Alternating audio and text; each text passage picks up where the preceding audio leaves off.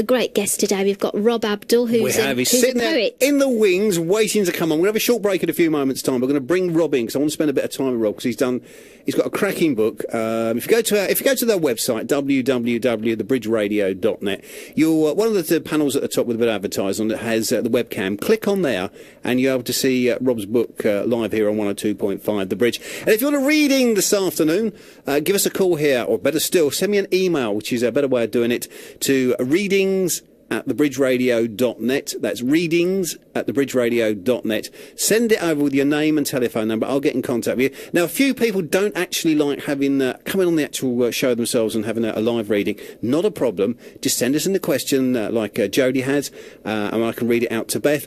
Or like, I'm just going through my emails here. A young lady who sent her a picture of a horse. I think it's Janet. I may be wrong. I'm trying to go through my ears. I should have done a bit of show prep. It's always helpful, I think, in this job. Send us a picture of an animal, and I can show it to Beth here in the studio. We'll have a short break, and we'll be back in a few moments' time with Rob. And welcome back to 102.5 The Bridge. It's Psychic Beth Spiritual Calling. I'm Ken Francis, and our guest this afternoon, a gentleman I've just been chatting to, and to say he's interesting is not the right word to use. I haven't got his ability with words, but welcome to the show, Rob. Thank you very much, Ken. That's very, very kind of you. No, I mean, you've been sitting there, and I asked one little question, and it was like this thing just opened up, and you were just telling me about yourself. Now, you've written a book, yeah? I have indeed, yes. And it's a book of... It's a book, a collection of poetry that I have written over the years, and it's a book of basically my life and the events that unfolded. It's from what early age? Is it a recent one? I mean, may I ask how old you are? I can't tell from here. I'm 33 years old. You're joking. No, I'm not. I'm not pulling your leg. I'll put you early 20s. I do apologise. It's okay, Ken. That always happens. I wish it's happened to me. But no, you've been writing from when would you say? I would say whilst I was still at school. I was 15 years old when I initially entered a competition, and I won that competition, and ever since then I've been in the background. I've been writing. Quite a lot of my friends and colleagues and people that know me are quite surprised about this book because it's been kept a secret. My daily life, my profession has nothing to do with poetry at all. I'm in the internet market business, so it's quite different to what I normally do. Yeah, I mean, you started poetry. I mean, a boy of 15. If I was 15 at my school down in South London, and I started to write poetry, I'd end up with a fat lip and lying on my back in the playground. I mean, why? What sort of inspired you? Why did you suddenly want to put your life into words? At that age, it was a way of venting frustration. It was a way of writing it down as a record, a way of, I suppose, closure for certain things. And that was the main reason at that age I would write. You just felt that your way of expressing your thoughts, but putting them straight down on paper, not some sort of like trying to talk it over with somebody. Oh, absolutely, yes. And you've gone on sort of like from 15 now, so it's what, about 18 years, something like that, just writing and writing and writing. Is this your first book, is it? It is my first book, Ken. And you've kept it quiet? You've kept it to yourself? Is it a personal... And when you say kept it quiet, I mean, have you been sort of like reading to your family, or have you just sort of like to close friends? Oh, yeah, I've been testing the waters on Facebook now and again. Every time I would write something, I'd put it out there and gauge the reaction. I would say that my immediate family and friends have been aware of the book. But people at large, acquaintances, for instance, are unaware, and they're quite surprised when they realise it's a poetry book. I think what's interesting about it, Rob, because I've read your book, and what I really liked about it is that the way you've written it, you've been quite frank and you've been quite honest, and it does reflect certain situations in your life, what I looked into, where you've been quite sad or depressed, or there's been bereavement. I know there's a lot of poems, I think there's one called Widow, and where, when you've lost somebody, and it's almost like you've had to release that pain from within you, and you've got that out in the form of a poem. And I found that was quite an emotional way of writing. And also I thought that must be quite therapeutic to actually offload in that way, but also for the reader to be able to identify in the way of like an empathetic way, where somebody would think, you know what, I have felt those feelings, and I've been there. I've been in that really dark place where I haven't wanted to get up in the morning, and I've missed somebody so much, and I feel like a really important part of my life is missing. So you really are quite strong in those words that you write, but also as it looks at your life, even goes into your love life with your lovely fiancée, Nikki, about how you met. And what I really liked about it was that you described it as a Romeo and Juliet meeting, and you, with your religion and her religion, it was almost like two opposing factors, really, but you've overcome things and you're together. So, you know, has that been quite a struggle for you? I mean, you've mentioned Nikki when we were talking, saying that she's a big inspiration for you, but this meeting, and you've come from two different sort of sides, if you like, how has that sort of come out through your poetry? Yes, it has. As Ken asked earlier, why was the book created now?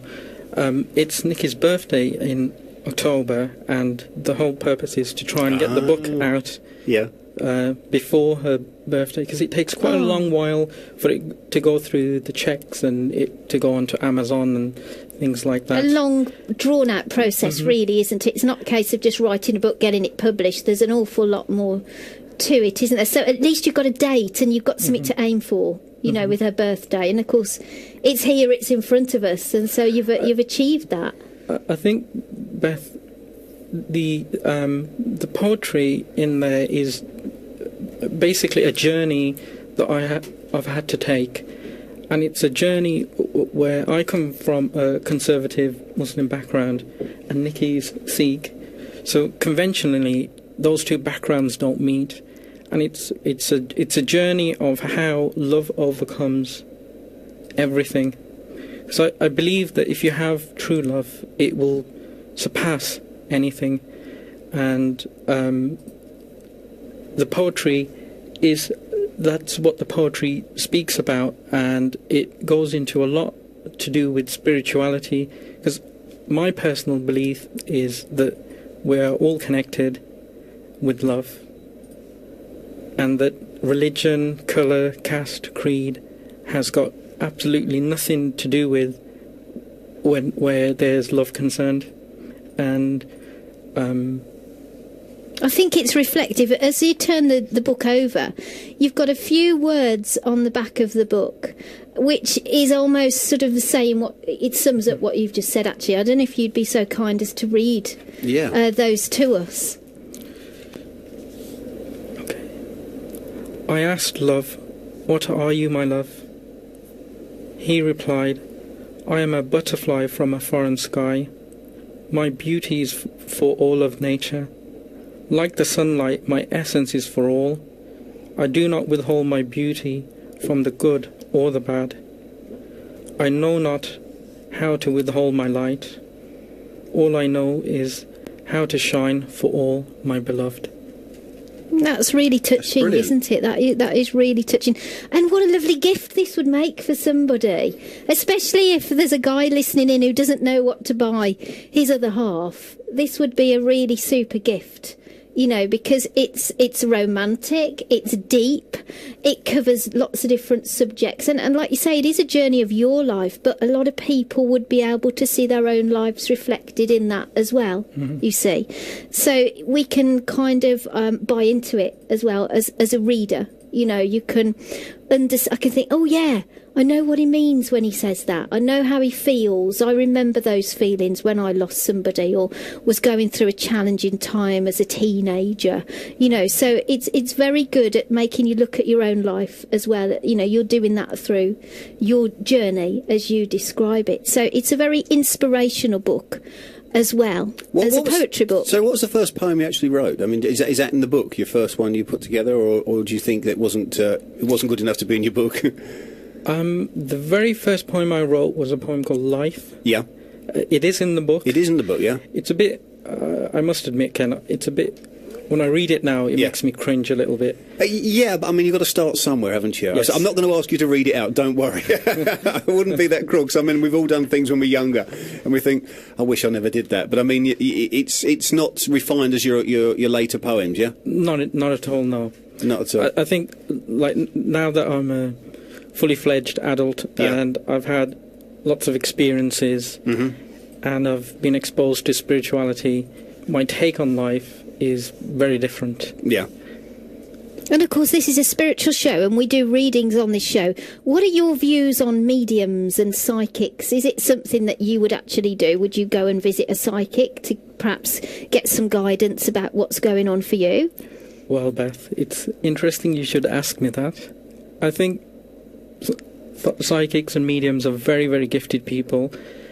I had met a psychic lady by the name of Jane, and being from a science background, I was a little sceptical, but what I would say is the reading that she gave me, she said that my wish will come true in August, and my wish was to become published, and that happened. And one of the things that she said to me in a reading, which made the hairs on the back of my neck stand up, she said, there's a man wearing a turban who's always around you, and he's very proud of you. And after my book was published in August, I had a dream, and in that dream I saw my father who had passed away. Wow. And he was asking me for a copy of the book so he could read it. Oh, wonderful. And, I mean, for me, that's me sold. I told it was her, it was it for you, yeah? That was it for me. Right, in the studio we've got Rob Abdul. If you're going to go to... Sorry, I'll say that again. I whizzed over your name like crazy there. What's the name of your book? Walk a While in My Shoes. And it's Rob Abdul, is that correct? I'm not going to whiz over your name. That was terribly rude of me. I do apologise. If you want to see what Rob's book looks like, do go to our webcam on www.thebridgeradio.net. You can see his book now straight on the webcam. We're going to come back to Rob in a few moments' time because I have a few more of your poems. Is that okay, mate? That's fine. It's been so good. I mean, the stuff you've been reading to us in the studio is really, really nice. So we'll have a few more poems as the show goes on. We're going to have a short break. I'm going to come back with the first reading of the afternoon. Is that okay, Beth? Yeah, that would be great. You're looking a bit dazed at the moment. You really are. Because I'm linking in, you see, to the spirit world, and then I do go in a bit of a daze. I know, I've seen it. But the first time I saw you do it, I thought I'd upset her. This is true, Rob. Yeah, I mean, she'll go into this glazed look, and I'm going, are you all right, Beth? Have I upset you? An altered state. An altered state. That's what it is. If you want to read in this afternoon, you know the address. It's readings@thebridgeradio.net. We'll have reading a minute from Beth, but at 6 o'clock, Mike Davis will be up as ever, putting me through my psychic development. They all smile and laugh at me as I say. It's good because it's something that we can all join in with in the studio, but also you can all join in with at home as well. Okay, be back in a few moments' time. But in the studio, we are proud to say we've got Rob Abdul in his book, Walk in a While in My Shoes. Rob, one of your poems, please, young man. Okay, thank you, Ken. This poem is called Symphony of Love. In your heart there is a radio. Simply turning it on is not enough. If you have found your soulmate, they will help you tune your radio set so you can receive the symphony of love. The only other way is if you have found God. If you are fortunate enough to have found both in your life, your radio will not only receive but transmit too the message of love, oneness and tranquility. Absolutely brilliant. Your poems are gorgeous, I must admit. I'm from a very common background, as you probably realise, that I think your poems are absolutely brilliant, mate. Thank you, Ken. That was Rob Abdul, Walk a While in My Shoes. You can read more poems as the show goes on. Linking communities together, 102.5, The Bridge. And welcome back to Psychic Beth Spiritual Calling Show here at 102.5 The Bridge. In the studio, of course, we've got Rob Abdul and his a beautiful book. And actually, it's nicely photographed as well, I've got to say it. Your cover is really... For you to say it's nicely photographed, I know. Be. It sounds quite awful, but actually, it's been nicely done. I must find out who did. Did you do it? It was done by a very, very talented graphics designer called David Hunter, a chap I work with at White House Mannering. Yeah, very talented guy. It's nicely done. For me to actually pick up on it, I must admit, I look at pictures and pull my hair out. I'm not the best photographer in the world, but I've been doing it 34 years, so I've got the hang of it by now. Right. But I did like it. But I mean, he's got a book of poems that he's been writing since he was 15, right to the grand old age now of 33, which I thought you were younger. I know. In the studio, of course, for the last 2 hours, we've had Rob Abdul from Walk a While in My Shoes. His book he's bringing out of poems. Rob, one of your poems, please. Thank you, Ken. This poem is called My Goddess, and it's about Meineke. When God commissioned you to be made, heaven and all its angels were given 3 days to rest, reflect, and rejoice for what they had created. Even God had a lump in his throat when he saw his angels' labour of love. You set a precedence in heaven, my love. They really are nice. You're bringing people to tears. You realise the messages I'm getting through here. That was a lovely poem, wasn't it? A lovely poem. We're going to hear a little bit more from Rob in a few moments' time, one of his last poems, but we'll have a bit of a break. I'm going to go for our last reading. 102.5